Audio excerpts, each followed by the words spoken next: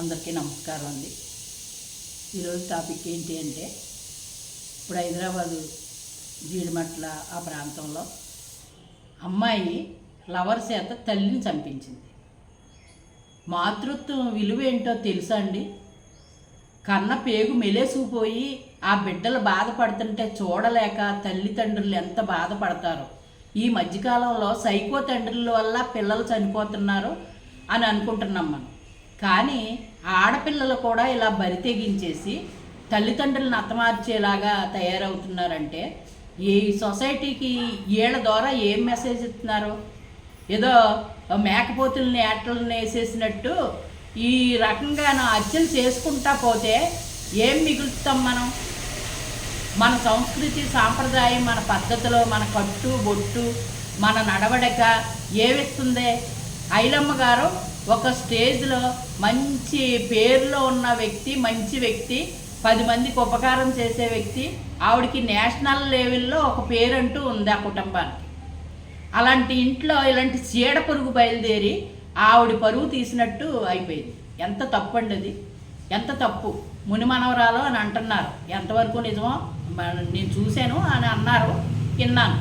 అయితే అటువంటి మహాతల్లి ఆవిడ రక్తం పంచుకు పుట్టిన ఇంట్లో ఇలాంటి చీడ పురుగు బయలుదేరింది అంటే ఎంత ఇది? ఆవిడ విగ్రహాలు పెట్టారు.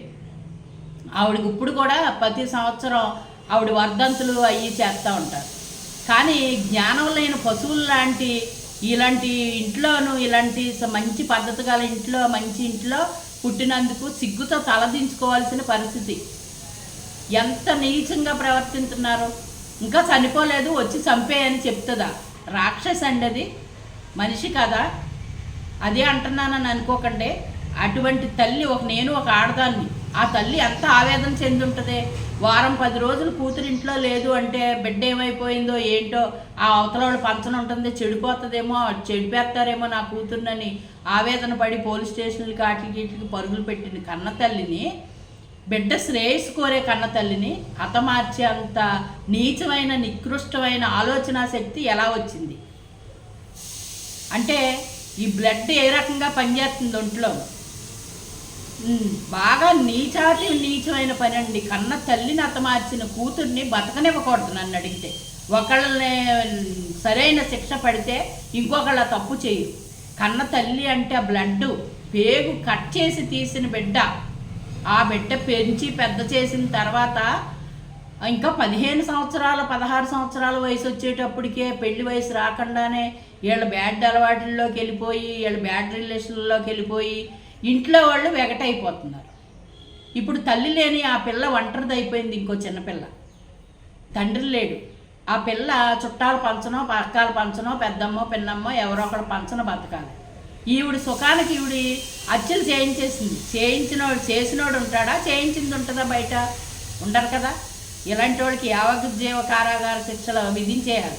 బయట తిరగనివ్వకూడదండి. సొసైటీని పాడు చేస్తాయి చీడ పురుగులు. ఇలాంటి చీడ పురుగుల వల్ల చాలామంది మానసిక డిప్రెషన్కి గురైన తల్లిదండ్రులు కూడా ఉన్నారు. ఈ బిడ్డల వల్ల వాళ్ళు ఎంతో బాధపడిపోతున్నారు. ఏం చేయాలి? ఇలాంటి కూతుర్ని కన్నాను కదా నేను, ఈ కూతురు వల్ల నేను ఇబ్బంది పడుతున్నాను అనే తల్లిదండ్రులు చాలామంది ఉన్నారు. తండ్రి అడ్డొస్తే తండ్రిని చంపేస్తారు, తల్లి అడ్డొస్తే తల్లిని చంపేస్తారు. మగపిల్లడు కన్నా ఆడపిల్లలు ఇంత బరి తెగించారు అంటే సొసైటీకి ఏం మెసేజ్ వెళ్తుందండి వీళ్ళ వల్ల? ఆడతనానికి, అమ్మతనానికి, ఒక అక్కతనానికి విలువ లేకుండా పాడు చేసే ఇటువంటి చీడ పురుగుల్ని ఉంచకూడదు. సరైన శిక్షలు పడాలి. ఆడపిల్ల అంటే ఆడపిల్ల, ఇంకొక ఇంటికి పంపించే పిల్ల అనే పెద్దలు ఎంతో సాంప్రదాయబద్ధంగా పెంచేవారు. ఎంత దిగజారిపోయి ఇలా ఉన్నారు అంటే ఎంత దారుణం అండి అది. వినలేకపోతున్నాం, చూడలేకపోతున్నాం. రోజు రోజుకి మారణ హోమంలాగా తయారవుతుంది. రోజు రోజుకి పెరిగిపోతున్నాయి ఇటువంటివన్నీ కూడా. దుర్మార్గాలు పెరిగిపోతున్నాయి. ప్రాణం తీయడం అంటే వాళ్ళకి ఎంతో ఈజీగా ఉంది. కన్న తల్లి తన రక్తం పంచుకుని బుడ్డి 9 నెలల కడుపులో మోసి కని పెంచిన తల్లి భర్త లేకపోయినా కష్టపడి బిడ్డలను పెంచుతుంటే, చదివింతుంటే, ఇది వెళ్ళి నేర్చుకున్న సొసైటీలో నేర్చుకుని వచ్చిన సంస్కారం తల్లిని చంపమనా? కాదు కదా. తల్లికి అవసరం అయితే అండగా నిలబడి బిడ్డలు కష్టపడి తెచ్చి తల్లిని పోషించాలి. యుక్త వయసు వచ్చిన తర్వాత తల్లి పెళ్లి చేస్తుంది. పోనీ అప్పుడు ఎవరినన్నా ప్రేమించి పెళ్లి చేసుకుంటే తల్లికి చెప్పుకుని చేసుకోవాలి. అంతేగాని తల్లి అడ్డొచ్చిందని తల్లిని ఇంకా చచ్చిపోలేదు రండి మళ్ళీ వచ్చి ఆ రక్తం మడుగులో తల్లి కొట్టుకుంటుంటే దీని ఫీలింగ్స్ ఏంటండి? రాక్షస గుణాలు కదా అయ్యి. రాక్షసులు అలాగే ప్రవర్తింతారు. మనిషి మృగంలాగా తయారైపోయి అలా చేసింది. కానీ కన్న తల్లి అలా కొట్టుకుంటుంటే దెబ్బ తగిలితేనే అమ్మ దెబ్బ తగిలిన దాని గమ్మున హాస్పిటల్కి తీసుకెళ్తారు. తీసుకెళ్లే నాదుడు కూడా లేకుండా చేసేసి ఆవిడని చంపేసేసి అలాగ హతమార్చేసింది కదా. అటువంటి చీడ పురుగుని అస్సలు నిజంగా న్యాయస్థానం వదిలిపెట్టకూడదండి. అలాంటి చీడ పురుగుకి తగ్గ శిక్ష పడాలి. ఏమంటారు చెప్పండి? మీకు కూడా బాధగా ఉంది కదా, వినటానికి ఎంతో బాధగా ఉందండి. కన్న తల్లి అండి, తల్లి